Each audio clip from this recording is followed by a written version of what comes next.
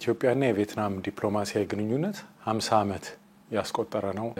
በዚህ ደረጃ የኢትዮጵያ መሪ ወደ ቪየትናም መጥቶ ግን በከፍተኛ ልኡክ ደረጃ ጉብኝት ተደርጎ አያውቅም። ከ4-5 ዓመት በፊት የቪየትናም ፕሬዚደንት ወደ ኢትዮጵያ መጥቶ ጉብኝት አድርገው ነበረ። ከዛ ውጪ የከፍተኛ በመሪዎች ደረጃ የሚደረግ የጉብኝት ልውውጥ አልነበረም ነበር። ይሄ የመጀመሪያው ነው።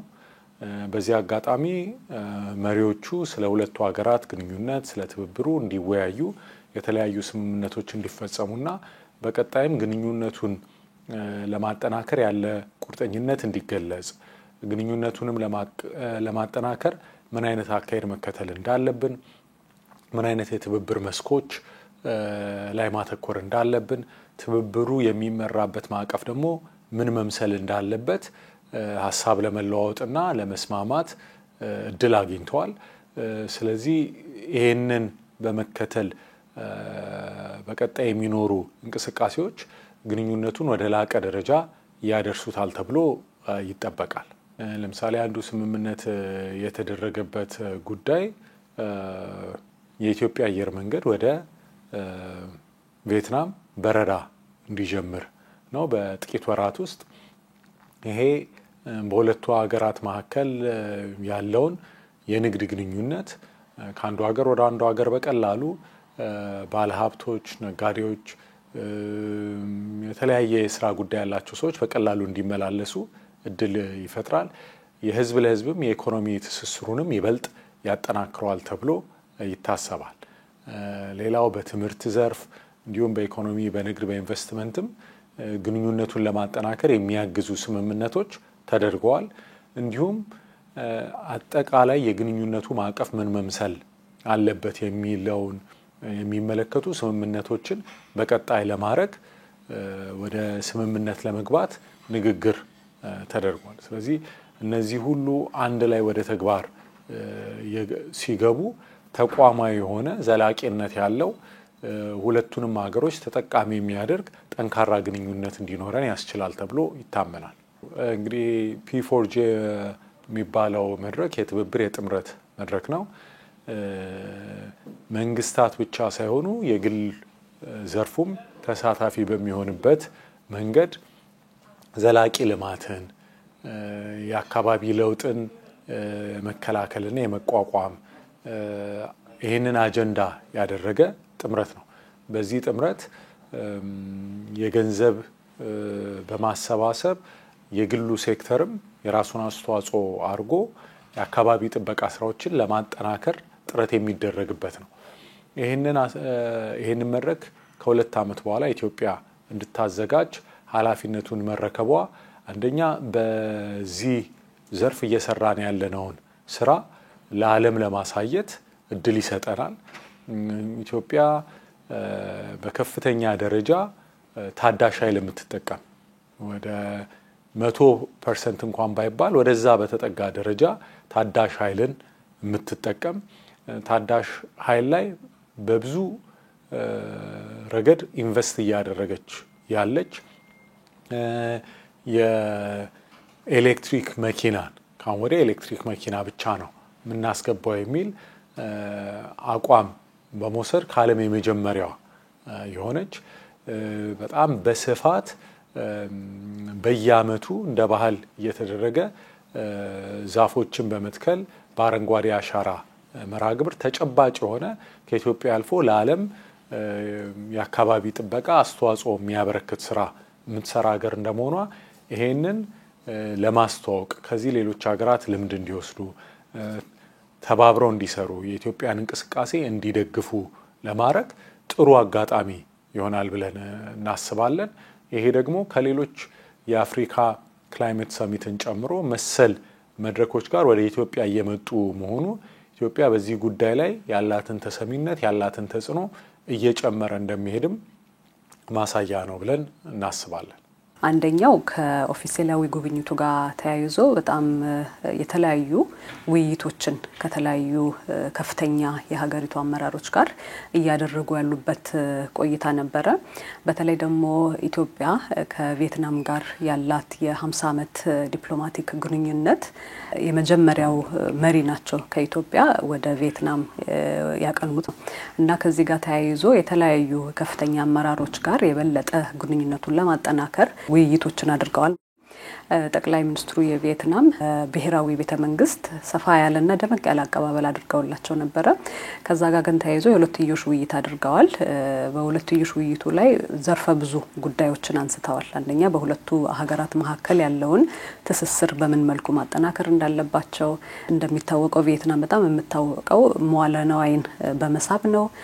ኢንዱስትሪ ዘርፍ ላይ በግብርና ዘርፍ ላይ የነበረችበት አውድና አሁን ያለችበት አውድ ወደ መካከለኛ ገቢ ሀገራት የገፋትና የመንሰራራት ዘመን የራሳቸውን ያሳለፉ እንደመሆናቸው እኛ ደግሞ እንደ ኢትዮጵያውያን ባለፉት ጥቂት ዓመታት ውስጥ ብዙ አላማ ሰንቀን ጠቅላይ ሚኒስትሩ እያንቀሳቀሱ ያሏቸው በጣም ብዙ ኢኒሼቲቮችም አሉ።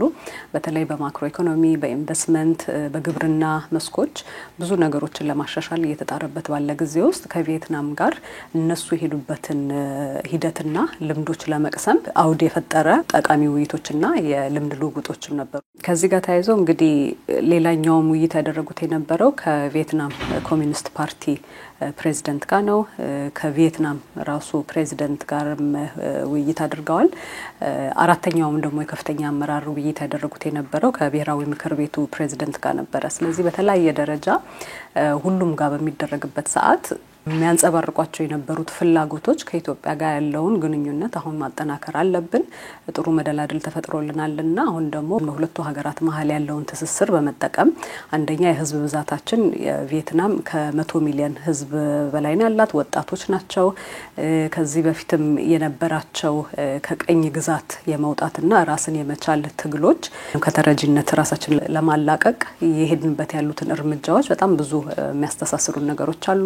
በተለይ ደግሞ ቪየትናም በምግብ ራስን ለመቻል ያደረገችውን ሂደት በሩዝ በተለይና በፍራፍሬ በተለያዩ ምርቶች ራሳቸውን አጠናክረው እየሄዱበት ያለበት ሂደትም ስላለ ኢትዮጵያ በጣም ብዙ ልምዶች መቅሰም እንደምትችል በማዕድን፣ በማኒፋክቸሪንግ፣ በኢንዱስትሪዎች ለመልማት እነዚህን ልምዶች በምን መልኩ ልንማማር እንችላለን፣ የቪየትናም ኢንቨስተሮች ደግሞ መጥተው ኢትዮጵያ ላይ መዋለ ንዋይ እንዲያፈሱ ምን አይነት ምቹ ሁኔታዎች መፍጠር እንደሚቻል የተነጋገሩባቸው የተለያዩ መድረኮች ናቸው። ከሪፎርሞችም ጋር ተያይዞ ቪየትናምም ራሱ ባለፉት አመታት ከቅኝ ግዛት ውስጥ ከወጣች በኋላ በጣም ብዙ ሪፎርሞችን እያደረገች የቆየች ሀገር እንደመሆኗ በተለይ ደግሞ በፓርቲው መማከኝነት ጠንካራ እና ቀጣይነት ያለው ሀገረ መንግስት የገነባች ሀገር እንደመሆኗ እኛም ደግሞ አሁን ያለንበትን ሁኔታ ከዛ ጋር እያጣጣምን ብዙ ልንማራቸው የምንችልባቸውና ከሁለቱ ፓርቲዎች መካከል ያለውንም ግንኙነት ለማጠናከር እንደሚያስፈልግ ጠቅላይ ሚኒስትሩ ባሉበት እነዚህ ጉዳዮች የተነሱበት ነበረ። ጠቅላይ ሚኒስትሩም ደግሞ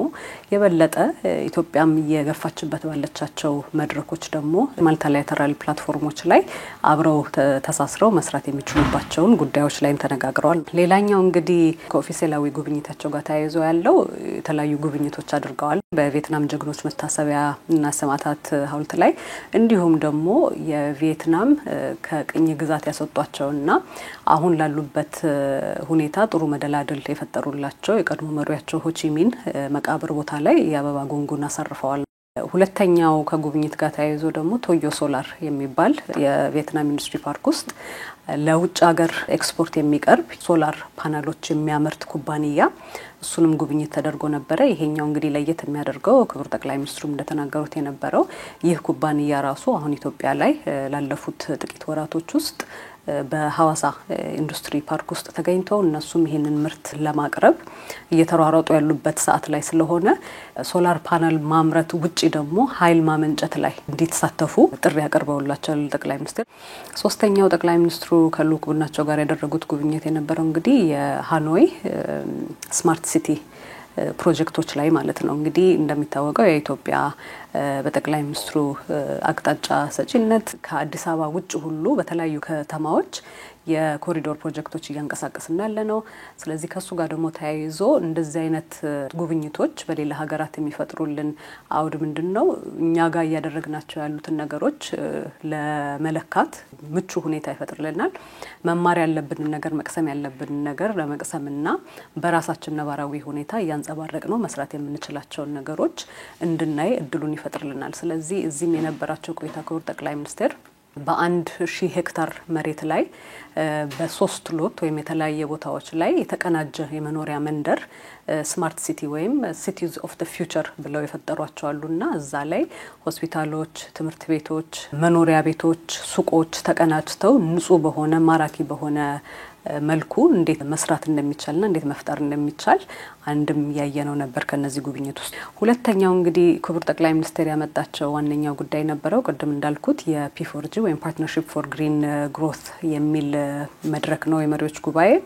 እዚህ እንግዲህ ኢትዮጵያ የዚህ ፓርትነርሺፕ አባል ሀገር ናት። ከቪየትናምም ጋር ተያይዞ ሌሎችም ሀገር እንዲሁም ደቡብ ኮሪያ የምትገኝበትም እንደመሆኑ በየ2 አመቱ የሚካሄድ መድረክ ነውና ይሄ መድረክ እንግዲህ ንግድ ማህበረሰቡ ከሲቪል ሶሳይቲ እና ከመንግስት ጋር አንድ መድረክ ፈጥሮ በተለይ ከዘላቂ የልማት ግቦች ጋርና ከፓሪስ ወይም ይሄ ክላይሜት አጀንዳ ከምንለው ጋር በምን መልኩ ልንሰራ እንችላለን የሚል እነዚህን ባለ ጉዳዮች አንድ ላይ የሚያመጣ መድረክ ነው እና የተለያዩ ኢንቨስትመንቶች በተለይ በስሞል ስኬልም ቢሆኑ በአነስተኛ ላይ የሆኑ እነዚህን ግቦች ለማሳካት ከቢዝነሶች ጋር የሚደረጉ ጥረቶችን የምናይበት አንድ መድረክ ነው።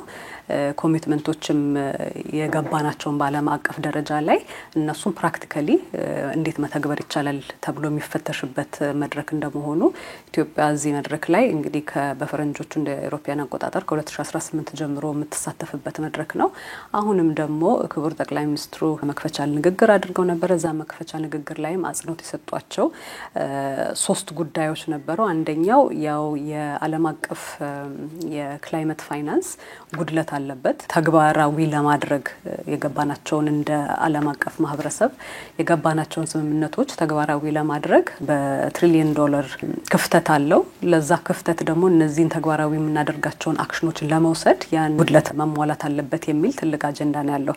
ከዚህ ጋር ተያይዞ ይህንንም ጉዳይ እንደገና ጠቅላይ ሚኒስትሩ አጽንኦት ሰጥተውታል። ፋይናንስ ያስፈልጋል፣ ይህንን ክፍተት ለመሙላት እዛ ላይ በደንብ መሰራት አለበት የሚል ነው። ሁለተኛው ደግሞ ለአፍሪካ ሀገር ላይ ያለውን የኤነርጂ ኢንቨስትመንት ወይም ማለናዊ ክፍተት እሱ ላይ መሞላት አለበት።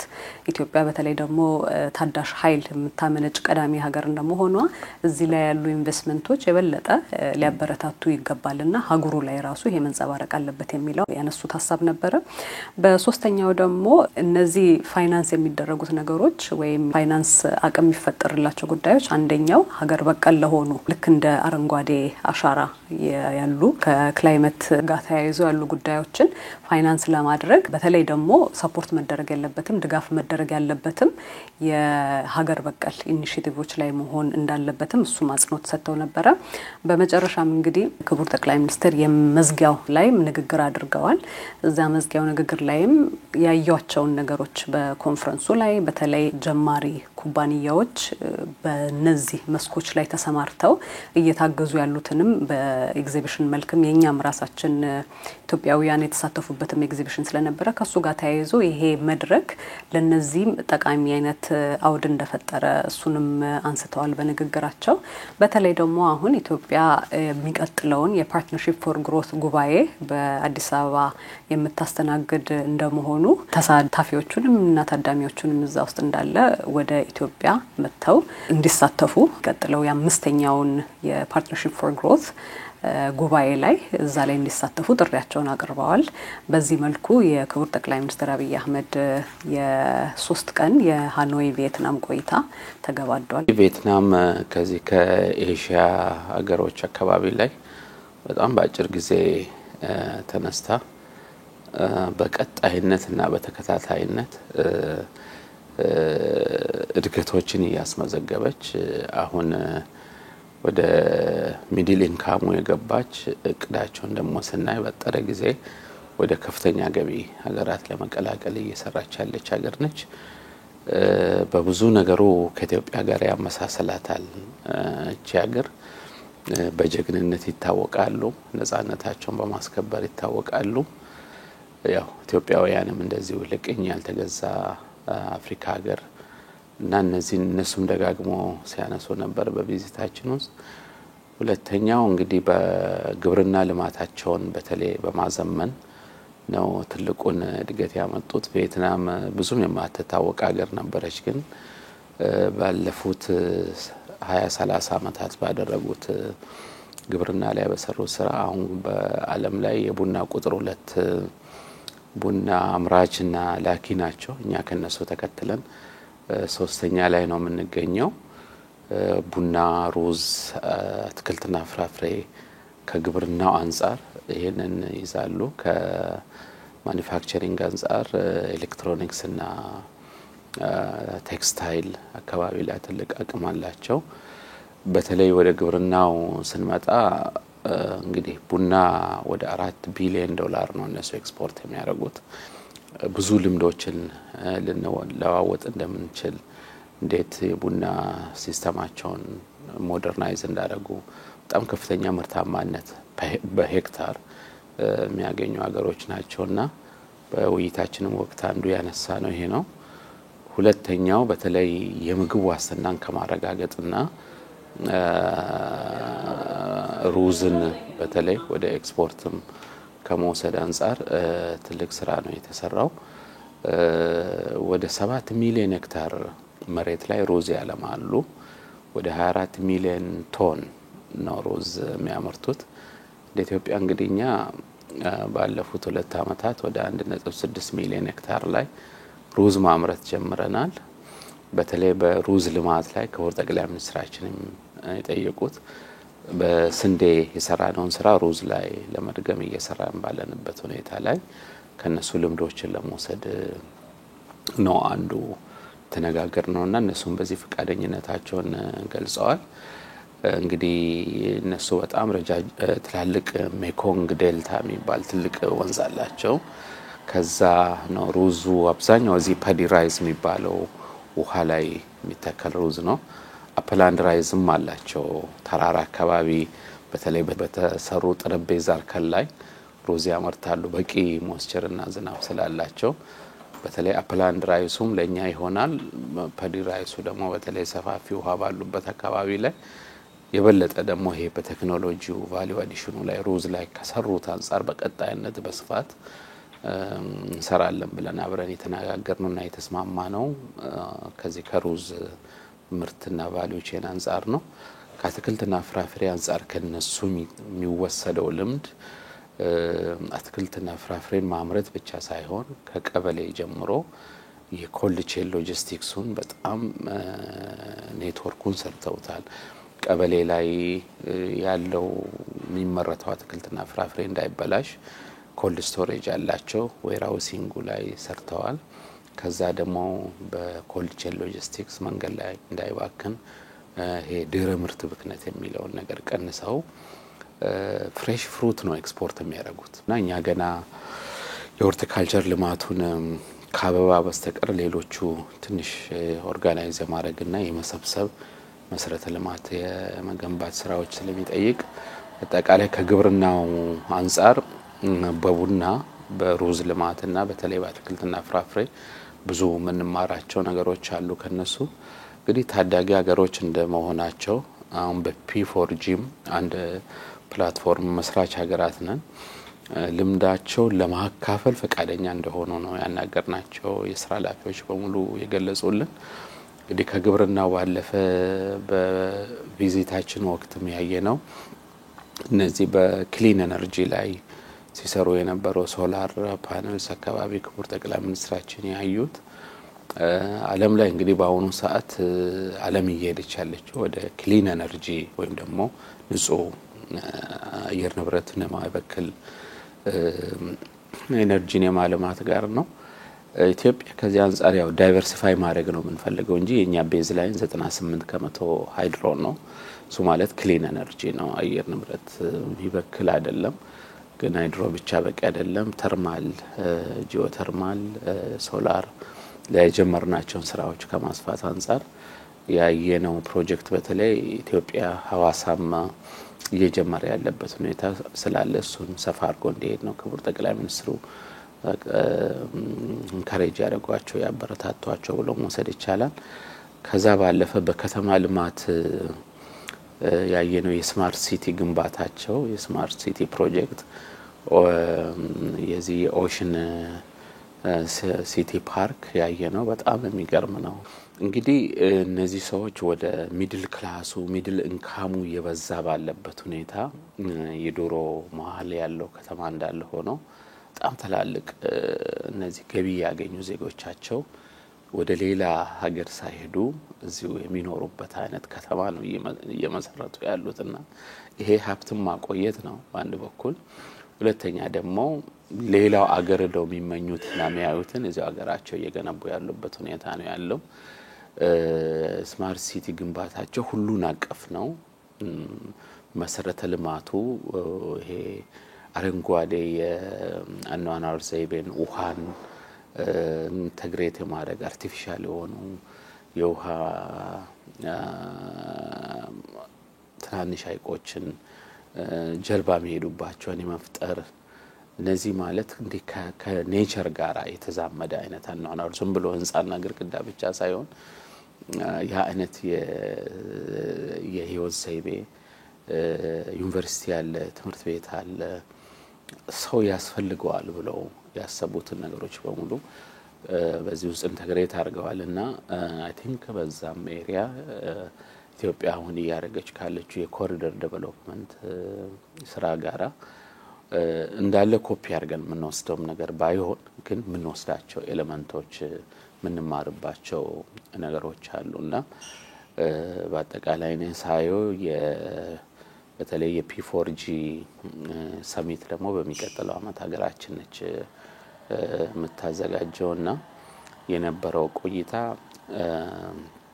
እየሰሩ ካሉ ስራዎች ልምድም ከመውሰድ በተለይ ደግሞ በዚህ አብረን ባለንበት ፕላትፎርም ላይ ደግሞ የበለጠ ልምዶችን ለመለዋወጥ ያገዘና አሁን ከስምምነት አንፃር በተለይ በትምህርትና በስልጠናው ዘርፍ እና በንግድና በኢንቨስትመንት ዘርፉ አብሮ ለመስራት ስምምነቶች ተፈራርመዋል። በጣም ትልቁ ነገር የኢትዮጵያ አየር መንገድ ቀጥታ በረራ ወደ ቪየትናም ኦሎሞስት እያረገ ነው። ለዛም ይሁን የአቪዬሽን ስምምነት እየተፈረመ ያለበት የተፈረመና ልውውጥ የተደረገበት ሁኔታ ነው ያለው። እንግዲህ የአየር መንገዳችን በጣም ሩቅ የሚባሉትን እንዲህ አይነት ሀገሮች ጭምር ኢትዮጵያን ብቻ ሳይሆን አፍሪካን ኮኔክት እያደረገ ነው።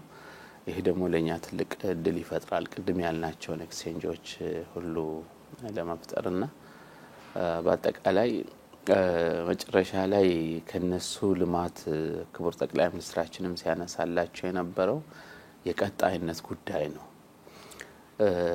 በቀጣይነት ስራዎችን ሳይቆራረጥ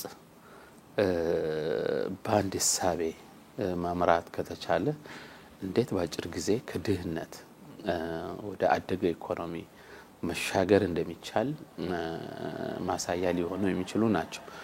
ከዚህ አንፃር እኛ ሀገር የሚወሰደው ነገር ምንድነው? አንዱ የገነባውን ሌላ ያፈረሰ ወደ በለጸገች ኢኮኖሚ ሀገሪቷን ማስገባት አይቻልም። አንዱ የገነባው ላይ ሌላው እየጨመረ እየደመረ ሲሄድ መሆኑን ነው ከነዚህ ሀገሮች ከሌሎች የምንማረው። ስለዚህ ከዚህ አንፃር እንደ ፓርቲም ከዚህ አንፃር እንደ መንግስት የሰሩትን ነገር እንደ ልምድ ሊወሰድ ይችላል። እንግዲህ ሁለታችንም ከጀግንነት አንፃር ተመሳሳይ አቋምና በጣም የውጭ ጠላትን ከመመለስ አንፃር ትልቅ ምሳሌ ያለንን ግን ውስጣቸው ደግሞ ለስራቸው በዛው ልክ አንድ ላይ ቆሞ ነው አገራቸውን እየገነቡ ያሉት። ከኛ አንፃር በዚህ ጉዳይ ላይ ትንሽ ህዝባችንም የተለያየ የፖለቲካ እይታና ዓላማ ያላቸው ፓርቲዎችም ቢሆኑ አገር በቀጣይነት ካልተሰራ ሊገነባ እንደማይችል ከነዚህ ሀገር አይነት ሀገሮች መማር እንዳለብን ነው ትልቁ እንደ ለሰንም እንደ ሉካንም ካየናቸው ትልቁ ሳቢዎች ውስጥ አንዱ ይሄ ነው ቀጣይነት የሚለውን ነገር ቪየትናም ከ1984 ጀምሮ ኢኮኖሚ ሪፎርም ያካሄደች ሀገር ነች። ከደቡብ ምስራቅ ኤሲያ ትንሽ ዘግየት ብላ ኢኮኖሚ ሪፎርም የጀመረች ነች። ይሁን እንጂ በጣም ፈጣን የሚባል እድገት አስመዝግባለች። በተለይም በግብርና ፈጣን የሚባለውን እድገት ነው ያስመዘገበችው። ሀገሪቷ ከድህነትና ኋላ ቀርነት በ1990 ቤቶች አካባቢ 70% የነበረውን የዜጎቿን ድህነት ሙሉ በሙሉ ቀርፋ ዛሬ በዓለም ደረጃ ከፍተኛ ምርት ወደ ውጪ የግብርና ምርቶችን እንደ ሩዝ፣ ቡና እና ሌሎች የግብርና ውጤቶችን ኤክስፖርት የምታደርግ ሰልፍ ሰፊሸንት የሆነች ሀገር ነች። በሌላም በኩል ደግሞ በኢንዱስትሪ በተለይም በነፃ ንግድ ቀጠና ከዓለም ንግድ ድርጅት እንደዚሁም ደግሞ በአካባቢው በቀጠና ካሉት ጋር ባደረገችው ስምምነት ከፍተኛ የሆነ ኤፍዲአይ ወይም የቀጥታ ኢንቨስትመንት የሳበችና ኤክስፖርት መር የሆነ ኢኮኖሚ የገነባች ሀገር ነች። በጣም የተረጋጋ የፖለቲካ የሰላም ሁኔታ ያለባት ሀገር ነች። ለትምህርት ከፍተኛ ትኩረት የሰጠች ሀገር ነች። ከዚህ አኳያ ጠቅላይ ሚኒስትራችንም ከአገሪቱ መሪዎች ጋር ባደረጓቸው ውይይቶች መገንዘብ የተቻለው ኢትዮጵያ በግብርና መስክ በተለይም ምግብ ሉዓላዊነት ለማረጋገጥ በምታደርገው ጥረት ከስንዴ ቀጥላ ለሩዝ ከፍተኛ ግምት ሰጥታለች።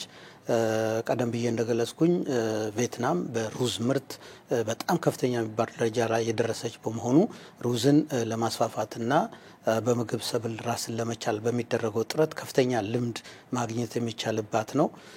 ይሄ ብቻ ሳይሆን በአትክልትና ፍራፍሬም በሌሎችም የቡና ምርቶች ልምድ የሚገኝባት ነው። በተመሳሳይ እኛ በግሪን ሌጋሲ የአረንጓዴ አሻራ የደን ሽፋናችንንም የአየር ብክለትንም ለመከላከል የምናደርገው ጥረት ከቪየትናም ጋር ተመሳሳይ ስለሆነ ልምድ ማግኘት የሚቻልበት ሁኔታ ነው ያለው። ከዛ ውጪ በኤክስፖርት መር ኢንዱስትሪዋ ሃይቴክ ኢንዱስትሪ እየገነባች ያለች ነች። ኤክስፖርትም በጣም ከፍተኛ ነው። በተለይም ኤሌክትሮኒክስ፣ የቴክስታይል እና የመጫሚያ ምርቶች ከፍተኛውን ቦታ የሚይዙ ናቸው። ከዚህ አኳያ ኢትዮጵያ ተኪ ምርቶችን ለማምረት በተለይም ደግሞ በማኒፋክቸሪንግ ኢንዱስትሪ፣ በቴክስታይል እንደዚሁም ደግሞ በምግብ ምርቶች አግሮ ፕሮሰሲንግ ማለት ነው ከፍተኛ ጥረት እያደረገች ነው። በዚህም አኳያ ልምድ መቅሰም የሚቻልበት ሁኔታ አለ። ከቪየትናም የኢንዱስትሪ ፓርኮችን በስፋት ያስፋፋች ሀገር ነች። እኛም ኢንዱስትሪ ፓርኮችን እያስፋፋን ነው የምንገኘው። ከዚህ አኳያ የቴክኒክ ልምዶችን ለመለዋወጥም የሚያስችል ሁኔታ እንዳለ ነው መገንዘብ የሚቻለው። ይሄ ብቻ ሳይሆን ቪየትናም በጣም ውብ ሀገር ነች። ሰፊ የመስህብ ስፍራ ያለባት ሀገር ነች እና ብዙ ቱሪስቶችን የምታስተናግድ ሀገር ነች።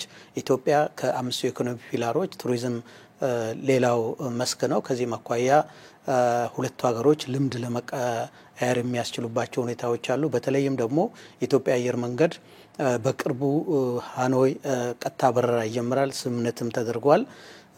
ከዚህ አኳያ አፍሪካን ከቪየትናም ጋር ለማገናኘትም ኢትዮጵያን ከቪየትናም ጋር ለማገናኘትም እንደ ድልድይ ሆኖ የሚያገለግል ነው። ጠቅላይ ሚኒስትራችን ከሁሉም የሀገሪቱ መሪዎች ጋር ሲያደርጉ በነበረው ውይይትም መገንዘብ የተቻለው ከአፍሪካ ጋር በጣም ለመወዳጀት ከፍተኛ ፍላጎት አላቸው። ከኢትዮጵያም አንዳንድ ኢንዱስትሪዎች ጀምሩ አሉ። እንደ ሐዋሳ ኢንዱስትሪ ፓርክ አካባቢ ጀመሯቸው አሉ።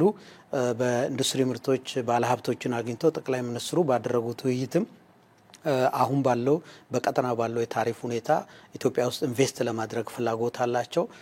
ጠቅላይ ሚኒስትሩ ማበረታቷቸዋል። የኢትዮጵያ ሁኔታም የሚመች ነው።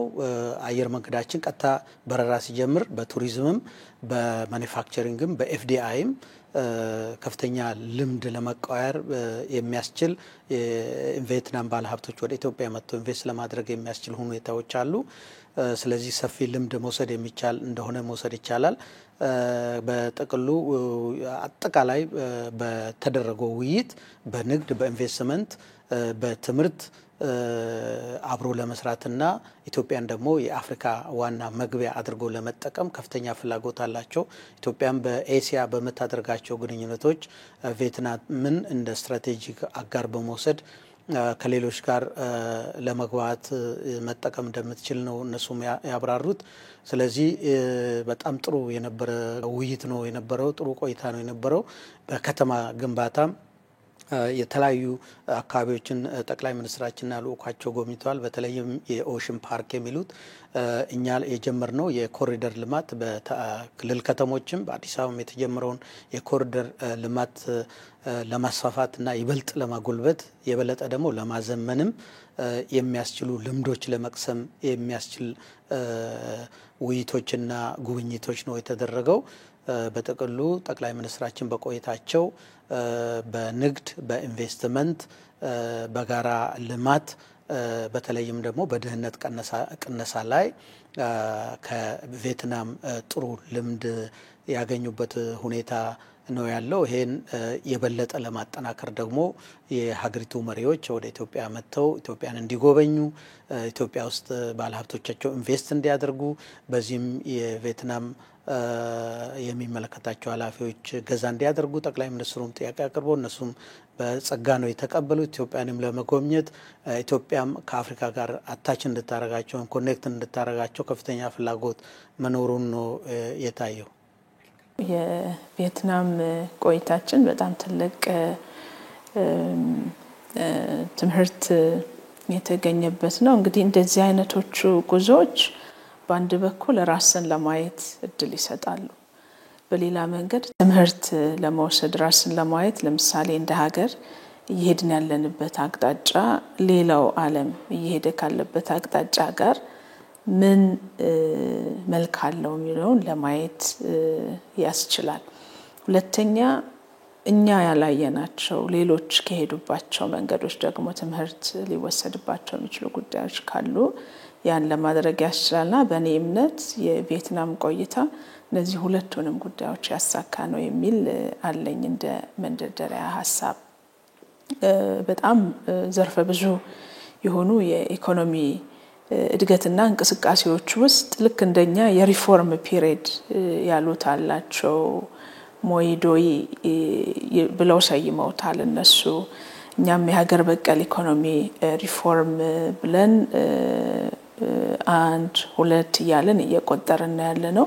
ልክ እንደዛ አይነት የሪፎርም አቅጣጫ ይዞ እየሄደ ነው ያለው። በጣም አስቸጋሪ ከሆነ ሁኔታ ውስጥ ወጥተው ብዝሃ ዘርፍ ያልነው እኛ እነሱም በብዝሃ ዘርፍ ተቃኝተው እየሄዱ ነው ያሉትና ግብርና፣ ኢንዱስትሪ እያሉ እየቃኙ ነው የሄዱት። ሃይቴክ ወደሆነ ኢንዱስትሪ ነው የገቡት አሁን ላይና እኛም ያዝነው አቅጣጫ አለን። የመሪ ሚና፣ የፓርቲ ሚና እዚያ ውስጥ ማየት ይቻላል። የህዝብ ሚናን ማየት ይቻላል። እነሱም ያንኑ ፉትስቴፕ ተከትለው ነው የመጡትና ይሄ ብዝሃ ዘርፍ ላይ ማተኮራቸው ከቀውስ አዙሪት ውስጥ በፍጥነት ለመውጣት እድል ሰጥቷቸዋል። እኛም ብዝሃ ዘርፍ ነው እየተከተልን ያለ ነው ላለፉት 7 ዓመታት። ይሄ የብዝሃ ዘርፍ አቅጣጫችን ፈጥኖ እድሎችን ለመጠቀም ምቹ ሁኔታ እንደሚፈጥር ማየት ችያለሁ። የገጠርና የኢንዱስትሪ ልማት ስራቸው ይሄ በኋላ ማንሳት ለምፈልገው የሰው ሀብት ልማት ስራ በጣም ትልቅ ትርጉም አለው። የሰው ሀብት ልማት ስራቸውን እንዴት መሩት የሚለው በዛ አቅጣጫ የተቃኘ ስለሆነ የገጠርና የከተማ ልማት ስርዓቱ ከነሱም አንፃር አሁን ስለ ስማርት ሲቲ ነው እያወሩ ያሉት እየሰሩ ያሉት። እኛም ያንን ቅኝት ይዘን እየሰራን ያለ ነው። በፍጥነት አደጉ ከተባሉት ሀገራት ተርታ ናቸው። ግብርና ላይ ብቻ ትኩረት ያደረገ ኢኮኖሚ ነው የነበራቸው። ያንን ዳይቨርሲፋይ አድርገው መሄድ ችለዋል።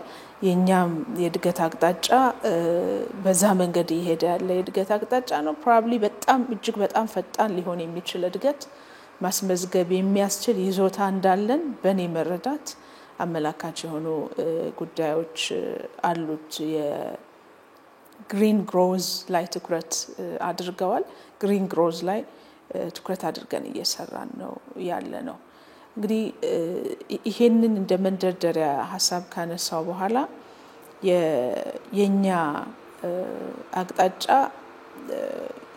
ያለንን ነባራዊ ሁኔታ ከግምት አስገብቶ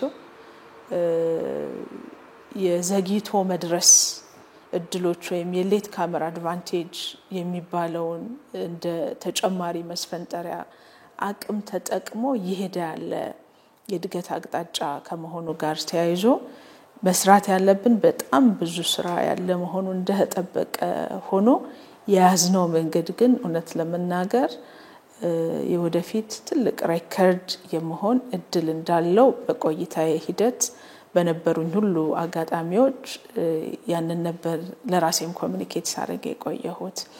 ናው ትልቁ ቁልፍ ትራንስፎርሜሽን ያካሄዱት የሰው ሀብት ልማት ስራቸው ላይ ነው። የሰው ሀብት ልማት ስራቸው በትምህርትና ስልጠና የሰው ሀብት ልማት ስራቸው ለተከተሉት የልማት አቅጣጫ ምላሽ እንዲሰጥ ተደርጎ ነው የተቃኘው። አንዱ ትልቁ ሪፎርማችን የተስማማ ነው ከተፈራረምናቸው ስምምነቶች አንዱ የትምህርትና ስልጠና ትብብር በዛ መስክ ያለ ትብብር ስምምነት ነው። እንግዲህ እነሱ የግብርና ዘርፉን በዝርዝር ለማዘመን የተከተሏቸው አቅጣጫዎች ላይ በሙሉ ምን አይነት የስልጠና ስርዓት ይኖረን፣ የቴክኒክና ሙያ ተቋሞቻችን በየደረጃቸው ምን አይነት የሰው ኃይል ያሰልጥኑ የሚለውን በረጅም ጊዜ ፍኖተ ካርታ መልሰው ለዛ የሚሆን የፕላኒንግ ስርዓት ተከትለው ነው የመሩት። ለምሳሌ ቴክኒክና ሙያ ስልጠና ስርዓታቸውን ለአጫጭር ስልጠና ለመካከለኛና አድቫንስድ ለሆኑ ስልጠናዎች በየሴክተሩና በየሳብ ሴክተሩ መድበው ነው የመሩት። የኛንም አቅጣጫ ካየን የዞኒንግና ዲፈረንሺዬሽን ብለን እንደየአካባቢው አንጻራዊ ጠቀሜታ ላይ የተመሰረተ የሰው ሀብት ልማት ስራ እንዲሰራ ነው ዳይሬክሽን ተይዞ የሪፎርም አጀንዳ ተቀርጾ ወደ ተግባር እየተገባ ያለውና እዚህ አካባቢ የሰው ሀብት ልማት ስራው ምርታማነትን በሚያሳድግ መንገድ በደንብ ቃኝተውታል።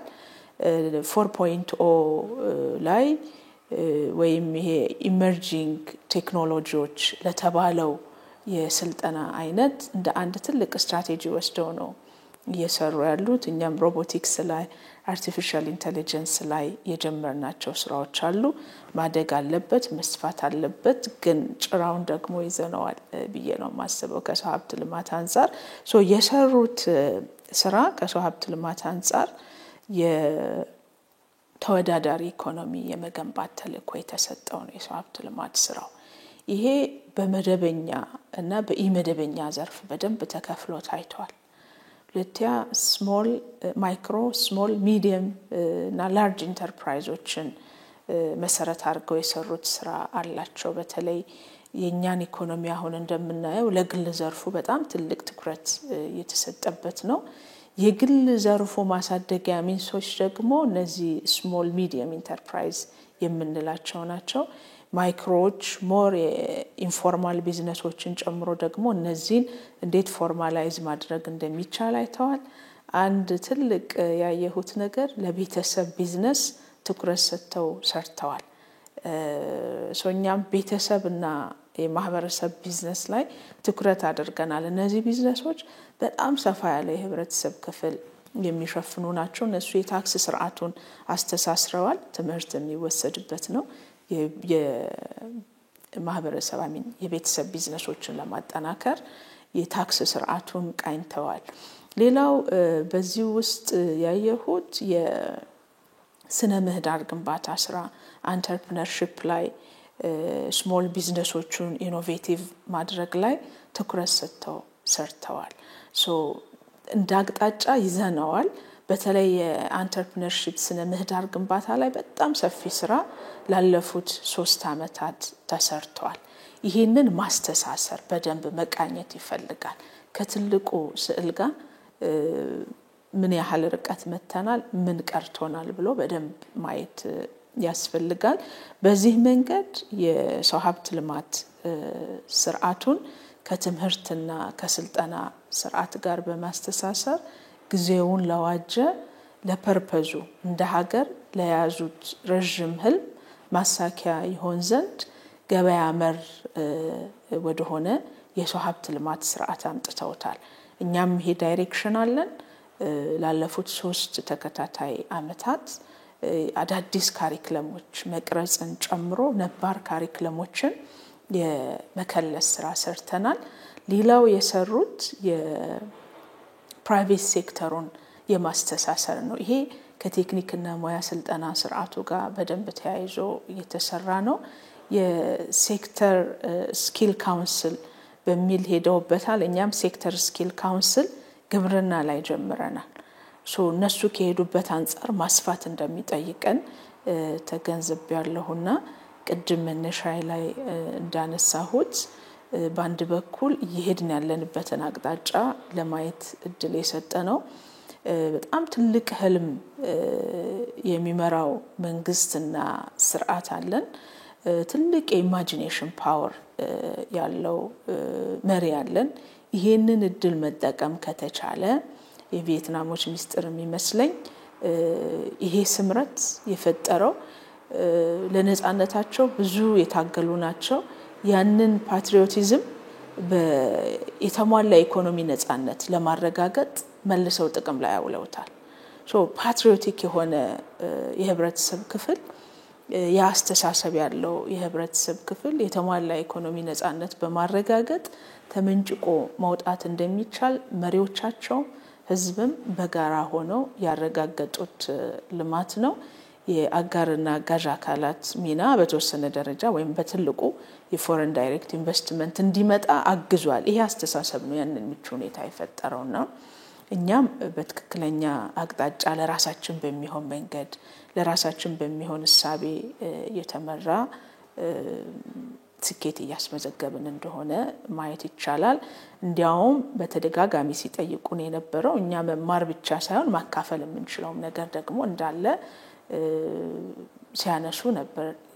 የኛን የኢኮኖሚ እድገት ፍጥነት እነሱ እንግዲህ ከ30 እስከ 40 አመታት በሚሆን ጊዜ ነው የመካከለኛ ገቢ ያላቸው ሀገራት ተርታ መሰለፍ የቻሉትና የኛ የላስት ይር ያለፉት 7 አመታት በተለይ ደግሞ የኮቪድን በርካታ ሰው ሰራሽና የተፈጥሮ ቀውሶችን ተቋቁሞ ኢኮኖሚው ሬዚሊየንት ሆኖ ያለ ማቋረጥ ያደገ ያለበትን ፍጥነት ደግሞ ከናንተ መማር እንፈልጋለን ሲሉ ነበር በተደጋጋሚና በጣም ልብ ለልብ መቀራረብ የነበረው አይ ቲንክ በመሪ ደረጃም የመጀመሪያው ነው። ክቡር ጠቅላይ ሚኒስትራችን ቪየትናም ሲገኙ ከ50 አመት የተሻገረ ዲፕሎማሲያዊ ግንኙነት ያለን ቢሆንም ነገር ግን በዛ ደረጃ መሪ ሲገኝ የመጀመሪያ ስለሆነ ትልቅ ትርጉም ሰጥተውታል።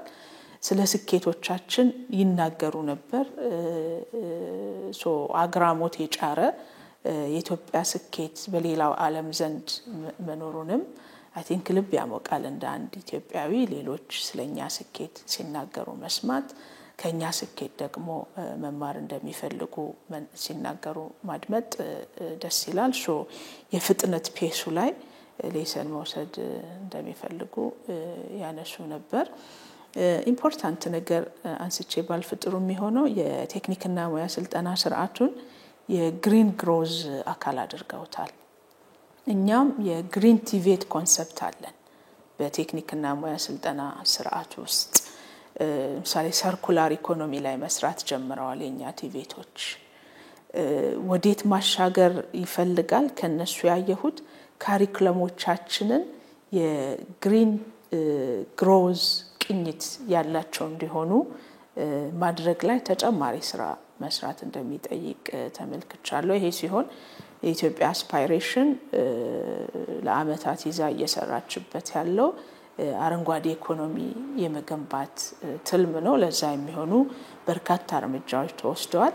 ይሄንን ግን ከትምህርትና ስልጠና ስርዓቱ ጋር በደንብ ማስተሳሰርና ክህሎት እንዲፈጠርበት ማድረግ ይፈልጋል። ቪየትናም ዛሬ መካከለኛ ገቢ ያላት ሀገር ነች። ዛሬ 20-30 ዓመት ግን በጦርነት የደቀቀች የሶስት ወር ተብራቸው ከዛ ደግሞ የቪየትናም ወር የአሜሪካን ወር የሚባሉ እንደምታውቂው ሀገሪቷን ኮምፕሊትሊ በጥማጡን ያጠፋ ጦርነት ነው የነበረው። በ30 ዓመት ጊዜ ውስጥ ነው እንግዲህ ከዛ ተነስተው አሁን ያሉበት ደረጃ መድረስ የቻሉት። አንድ በጣም የሚያሳስለን ነገር ልክ እኛ ክቡር ጠቅላይ ሚኒስትር ዳግሞ እንደሚሉት ኢትዮጵያ ህልም አላት እንደሚሉት እዚህም ህልም ያላቸው መሆኑን አይተናል። ህልም አላቸው። አሁን እንደሰማሽው ጠቅላይ ሚኒስትሩም ሲናገሩ አሁን ቀጥለን በ5 ዓመት ውስጥ አፐር ሚድል ክላስ መካከለኛ ከፍተኛ መካከለኛ ገቢ ከዛ ደግሞ በ2045 ዴቨሎፕድ ካንትሪ ያደገ በለጸገች ሀገር መሆን እንፈልጋለን የሚል ምኞት አላቸው። ልክኛ 2030 2050 ብለን ያስቀመጥነውን ራዕይ ይመስላል። ራዕይ ማያሳየውን ደግሞ ብቻ ሳይሆን ደግሞ ለዛ ደግሞ ታክተው እንደሰሩ ታያለሽ። ማለት ኢኮኖሚውን ትራንስፎርም ያደረጉት ቪየትናም አሁን የዓለም የምርት ማዕከል መባል የቻለች ሀገር ነች። አጠቃላይ የጂዲፒውን ተዋጽኦ ብታይ የኢንዱስትሪና ኮንስትራክሽን 37-38% ነው የጂዲፒው። ግብርና ያውም የአሳ ምርትና የደን ልማትን ጨምሮ 11% አካባቢ ብቻ ነው ያለው። አገልግሎቱም ኦፍ ኮርስ ከፍተኛ ድርሻ አለው 45 አካባቢ። በተለይ ማኑፋክቸሪንግ ከኢንዱስትሪ ውስጥ 24% አካባቢ ድርሻ እንደያዘ እናያለን። በአጠቃላይ እዚህ እንኳን ሃኖይ እንዳይሽው ወጣ ብቲ በእያንዳንዱ 150 ኪሎ ሜትር በጣም ትልልቅ በሺዎች የሚቀጠሩ ሄክታር ያላቸው የኢንዱስትሪ ፓርኮች እናያለን። ደብረ ብርሃን፣ ፍቼ፣ አዳማ፣ አምቦ ያልሻስዩ በወጣሽባቸው አካባቢዎች በጣም ትልቅ የምርት ማኑፋክቸሪንግ ማዕከሎች አሉ። ደግሞ በጣም ዳይቨርስ ነው። አንድ ሴክተር ላይ ሳይሆን ወደ ኤሌክትሮኒክስ ከፍ ወዳለ ኢንዱስትሪ ሽፍት አድርገዋል። ይሄ በጣም ትልቅ ትምህርት የሚገኝበት ነው። ማለት የስኬታቸው ምንጭ ነው ብታይ እቅድ በደንብ ማቀድ ማሰብ የመንግስት ኮሚትመንት እና የህዝብ ከራዩ ጀርባ መሆን ነው። ይሄን በኢትዮጵያ ያየን ያለው ነገር ነው እና አይ ቲንክ የብዙ ሀገራት የቆዩ ልምድ ነው የምናነሳው። ግን በቅርብ ሀገራት ሁሌ ደጋግመን እንደምናነሳው በአንድ ትውልድ በ2-3 10 ዓመታት ሀገር መቀየር እንደሚቻል የሚያሳይ ነው የሆነ አጠቃላይ ጂዲፒ ሁኔታቸው በጣም ጤናማ ነው። ከፍተኛ የሆነ የውጭ ምንዛሪ ክምችት አላቸው። ኤክስፖርታቸው ከ400 ቢሊዮን ዶላር በላይ ነው። እዳቸውን በደንብ ማኔጅ ማድረግ ይችላል። ኢንፋክት አንዱ ቪየትናም የሚለየው ከሌሎች የኤዥያ ሀገራትም እዳ ላይ ተንጠልጠለ ኢኮኖሚ ያላቸው እዳ ሳይሆን ምን እንዳለ ህዝብና ወርስ የምንለው ነገር እንድናስታውስ ያደርገናል። አጠቃላይ የነበራቸው ሁኔታ ብዙ በርካታ ውይይት ያደረግነው እንዳይሽው ያው በአንድ በኩል ኦቨርኦል የኢንቨስትመንት ሁኔታው ዓለም ላይ ያለው የታሪፍ ሁኔታ አሳሳቢ ስለሆነ በተለይ አንዳንድ ከፍ ያሉ ማኑፋክቸሪንግ ላይ ያሉ ተቋማት ወደ ኢትዮጵያ መሄድ ፍላጎት አላቸው። ይሄንን እዚህ ላይ ስንወያይ ቆይተናል።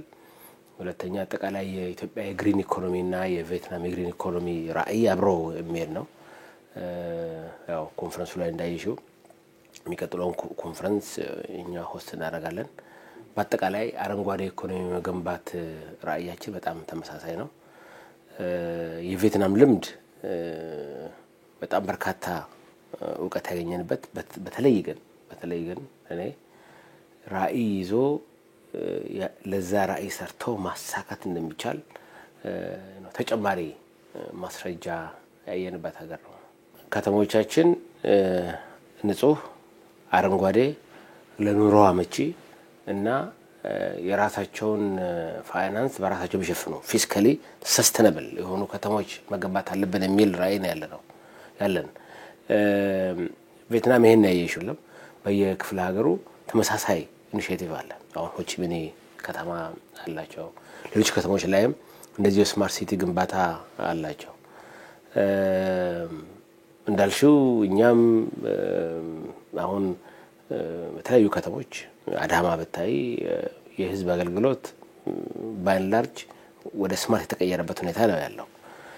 አዲስ አበባ ላይ ኮሪደር ልማት ብቻ ሳይሆን ንጹህ ሌላ ከተማ ጫካ አካባቢ ያለው ፕሮጀክት ኢሴንሻሊ በዚህ ደረጃ ሊታይ የሚችል ነው እና ኢትዮጵያ ውስጥ የጀመርናቸው ነገሮች እንዴት ትክክለኛ ነገር እንደሆኑ ያሳየን ነው። ይሄ ያየሽው ስማርት ሲቲ በጣም ኢምፕሬሲቭ ነው። ከተማ እንደ አዲስ ስማርት ሆኖ እንደሚገነባ ያው ሌላ እዚህ ሃኖይ ሞተሩ መኪናው የተጋፋ ነው የሚሄደው። የአጠቃላይ ቬትናም መጠበቂውን የከተማ እንትን አይሰጥሽም። ግን ያንን የሚቀየር ደግሞ ሌላ ስማርት ሲቲ የገነቡ እንዳለ ከተሞች ወደፊት ምን መሆን አለባቸው የሚለውን የሚያሳይ ነው። ከተሞች አረንጓዴ ንጹህ ለዜጎች ተስማሚና የሚኖርባቸው መሆን አለባቸው የሚለውን በደንብ ኢንተርናላይዝ ያደረጉ ነው የሚመስለው። ኢንፋክት እነሱ ህግ አውጥተው ነው የገቡበት 2021 ህግ አውጥተው አጠቃላይ የስማርት ሲቲ እንዴት እንገንባ የሚለውን ተዘጋጅተውበት ነው የገቡት። አይ ቲንክ እዚህ ጋር የጀመረው ነገር ስላለ እንደ ሀገራችንም የበለጠ ማስፋት እንዳለብን ያሳየ ነው። አዲስ አበባ የአሁን ያለችበት ሁኔታ መተንፈስ የምትችይበት መንቀሳቀስ የምትችይበት ከተማ ሆናለች። ሰው በአንዳንድ ነገር እንዲያውም በተለይ አዲስ አበባ ላይ በሰራው ስራ ጥሩ እንደሄድን ያየውበት ነው ያለው። ቬትናም በጥቂት አመታት ውስጥ በዚህ በማኑፋክቸሪንግ ዘርፍ ከፍተኛ እምርታን ከመጡ ሀገሮች አንዷ ነች። በተለይ ደግሞ የውጭ ቀጥተኛ ኢንቨስትመንትን በመሳብ ከቻይና በተጨማሪ አማራጭ የማኑፋክቸሪንግ ሀብ በመሆን ትልቅ እድገት ያስመዘገበች ሀገር ነች። የማኑፋክቸሪንግ ኢንዱስትሪው ከአጠቃላይ የኢኮኖሚው ደረጃ ያለው ድርሻም በጣም ከፍተኛ ነው። ወደ 25% ይጠጋል። በርካታ ልምዶችን መቅሰም ይቻላል። በአጭር ጊዜ ውስጥ ኢንዱስትሪላይዝ ለማድረግ ማኑፋክቸሪንግ ኢንዱስትሪ ለማስፋፋት የሄዱበት ርቀት ለኛ ጥሩ ተሞክሮ የሚሆን ነው። በተለይ ይሄ በዓለም አቀፍ የማኑፋክቸሪንግ ሰንሰለት ውስጥ የሚኖሩ ጂኦፖለቲካዊ የዲስራፕሽንስ በማየት አካሄዶችን በማየት ክፍተቶችን በማየት ራሳቸውን አማራጭ የማኑፋክቸሪንግ ቦታ በማድረግ ፖሊሲ በማውጣት ስትራቴጂ በማውጣት ትልቅ የቀጥተኛ ኢንቨስትመንትን ስበዋል። ይሄ ቻይና +1 በሚባለው ብዙ አምራቾች ትልቅ ኩባንያዎች ቻይና የማምረቻ ፋክተሪዎች አላቸው። ምርቶቻቸውን በስፋት ቻይና ያመርታሉ። ግን ኮቪድ ሲመጣ በቻይናና በአሜሪካ መካከል የንግድ ጦርነት ሲከሰት እሱን ታሳቢ በማድረግ ብዙ ኩባንያዎች ቬትናም ያለውን ምቹ ሁኔታ ተጠቅመው እዚህ መጥተዋል። ብዙዎቹ ሳምሰንግ እና አፕል ሌሎችም በርካታ የኤሌክትሮኒክስ የሴሚኮንዳክተር ኢንዱስትሪዎች እዚህ የፋክተሪ ያላቸው ማለት ነው። የቻይና +1ን ከቻይና ተጨማሪ ፋብሪካ መክፈት የሚፈልጉትን ብዙ ስባለች። በባለፉት 30 አመታትም ከጦርነት ካደቀቀው ሀገር አሁን የማኑፋክቸሪንግ የስበት ማዕከል የሆነች ሀገር መሆን ይችላልች እና ትልቁ እና ዋነኛው ትምህርት የምንወስደው ዓለም አቀፍ ሁኔታዎችን አይቶ አዝማሚያዎችን አይቶ ተንትኖ ኢንዱስትሪዎች ወደ ሀገራችን እንዲመጡ የእሴት ሰንሰለቱ የአቅርቦት ሰንሰለቱ ላይ ኢትዮጵያ ምን አስተዋጽኦ ልታደርግ ትችላለች፣ ፖሊሲዎቻችን ለነዚህ እንዴት የሚመቹ ማድረግ እንችላለን ብለን በተለይ አሁን ይሄ በአሜሪካ እና በሌሎች ሀገራት ያለው የታሪፍ ጦርነት ከፍተኛ ደረጃ ሆኗል። ይሄንን እንዴት እንደ መልካም እድል መጠቀም እንችላለን የሚለውን በደንብ ማሰብ ሀገራችንን እዚህ መሃል ላይ ፖዚሽን አድርጎ ብዙ የውጭ ቀጥተኛ ኢንቨስትመንት መሳብ እንደሚቻል የቪየትናም ተሞክሮ ያሳያል። ለምሳሌ ሰሞኑን የጎበኘነው የሶላር አምራች ድርጅት ሐዋሳ ኢንዱስትሪ ፓርክ ኢንቨስት እያደረገ ያለው አንዱ የዚህ ውጤት ነው። ኢትዮጵያ በታዳሽ ኃይል ርካሽ ኤሌክትሪሲቲ የምናቀርብ መሆኑን ገልጸንላቸው ወደ አሜሪካም ኤክስፖርት ማድረግ ከፈለጉ ታሪፉ ዝቅተኛ መሆኑን ነገርናቸው።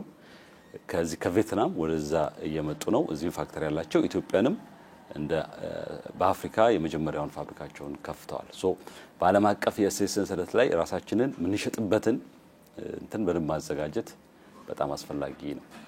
ሁለተኛ ቪየትናም የምንማረው ይሄ ቀጥታ ከዝቅተኛ ሌበር ኢንቴንሲቭ ከሆኑ ወይም ደግሞ የሰው ጉልበትን ከሚጠቀሙ ጥቃቅንና አነስተኛ ኢንዱስትሪዎች ከዛ ደግሞ ወደ መካከለኛ ኢንዱስትሪዎች ወደ ከፍተኛ ኢንዱስትሪዎች የሚደረገው የአንድ መስመር ጉዞ መሻገር እንደሚቻል መስፈንጠር እንደሚቻል እና ቀጥታ ከላይት ኢንዱስትሪ ወደ ሃይቴክ እና ከፍተኛ ቴክኖሎጂ የሚጠቀሙ ኢኖቬሽን የሚጠቀሙ ኢንዱስትሪዎች ሽግግር አርጋለች።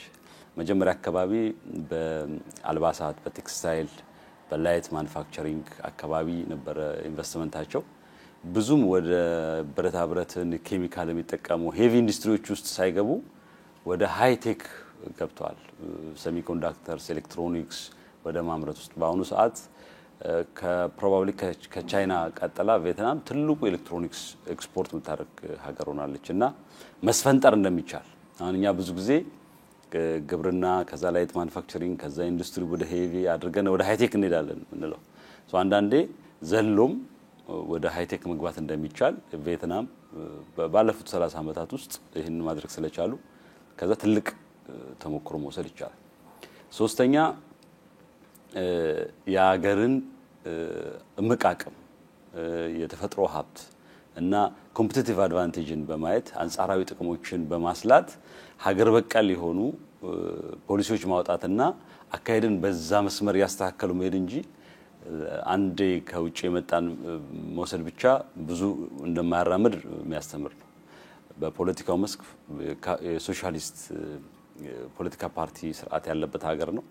በሌላ መልኩ በኢኮኖሚ ደግሞ በጣም ካፒታሊስት ተራማጅ የገበያ ኢኮኖሚን ያራምዳሉና ከራሳቸው ተጨባጭ ሁኔታ ጋር አስተሳስረው በኢንዱስትሪ በኢኮኖሚ በደንብ ማደግ ይቻሉ ስለሆኑ ይሄ የፕራግማቲክ አካሄድ ገቢር ነበብ አካሄድን መከተል ትልቅ ልንማር የምንችለው ነው ከነሱ።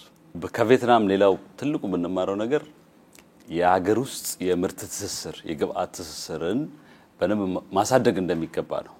በተለይ ደግሞ የውጭ ቀጥተኛ ኢንቨስትመንት ወደ ሀገር ውስጥ ሲመጣ የሀገር ውስጥ ዕውቀት የሀገር ውስጥ ምርትን በተወሰነ ደረጃም ቢሆን ካልተጠቀሙ ብዙ ዕቃ ከውጭ የሚመጣ ከሆነና ብዙ ዕቃ ደግሞ ወደ ውጭ ኤክስፖርት የሚደረግ ከሆነ የሀገር ውስጥ እሴቱን ማሳደግ ቴክኖሎጂን የማሳደግ ዕውቀት ትራንስፈርን የማሳደግ እድሉ ዝቅተኛ ይሆነ ይመጣል። ሶ ከቪየትናም አንዱ የምንማረው የሀገር ውስጥ ግብአቶችን የሚጠቀሙ ኢንዱስትሪዎችን ያበረታታሉ። በታክስም በሌሎች ኢንሴንቲቮችም ያበረታታሉ። ሶ ብዙዎቹ ኢንዱስትሪዎች በተወሰነ ደረጃ የሀገር ውስጥ ግብአቶችን የመጠቀም ልምድ አላቸው። ሶ በሀገር ውስጥ ያሉ ግብአቶችን እንዲጠቀሙ ያበረታታሉ። የታክስ ሌሎች ኢንሴንቲቮች ይሰጣሉ። ሶ በቴክስታይል የሚጠቀሙ ለምሳሌ ጥጥ ከዚህ እንዲጠቀሙ ፋብሪኮች ከዚህ እንዲጠቀሙ በኤሌክትሮኒክስም በሌሎችም የሚጠቀሙ ከጥቃቅንና አነስተኞች ጋር ትስስር እንዲኖራቸው ሊንኬጅ እንዲኖራቸው አድርገዋል። ለዛ ደግሞ ማበረታቻ ይሰጣሉ። በዚህ ምክንያት በተወሰነ ደረጃ የሀገር ውስጥ ግብአቶችን ይጠቀማሉ። ከዚህ ካሉ ኩባንያዎች ጋር ትስስር ይፈጥራሉ። በተለይ እንደ ሳምሰንግ እና አፕል ያሉ ትልልቅ ኢንዱስትሪዎች ከጥቃቅንና አነስተኞች ጋር በግብአት በእሴት ተሳስረው እንዲሰሩ አድርገዋልና ሀገራችን በዚህ ጋር በጣም ትልቅ ክፍተት ነው ያለው። ለምሳሌ በእኛ ኢንዱስትሪ ፓርኮች ውስጥ ያሉ የቴክስታይል የጋርመንት ኢንዱስትሪዎች ኦልሞስት ሁሉንም ነገር ከውጪ ነው ግብአት የሚያመጡት። በሀገር ውስጥ ያለው ትስስር በጣም ዝቅተኛ ነው። የሀገር ውስጥ ጥጥ የሀገር ውስጥ ፋብሪኮች አይጠቀሙም። በሌሎች ኢንዱስትሪዎችም ብዙ እቃዎቻችን ማኑፋክቸሪንግ የሚሰሩ ከውጭ ነው የሚያስመጡትና በሀገር ውስጥ ግብአቶችን እንዲጠቀሙ ማበረታቻ ማድረግ ክትትል ማድረግ ድጋፍ ማድረግ በጣም ይፈልጋልና ትልቁ የምንማረው ነገር ይሄ ነው። የእሴት ሰንሰለቱ በሀገር ውስጥ የተሳሰረ እንዲሆን ማድረግ ማለት ነው።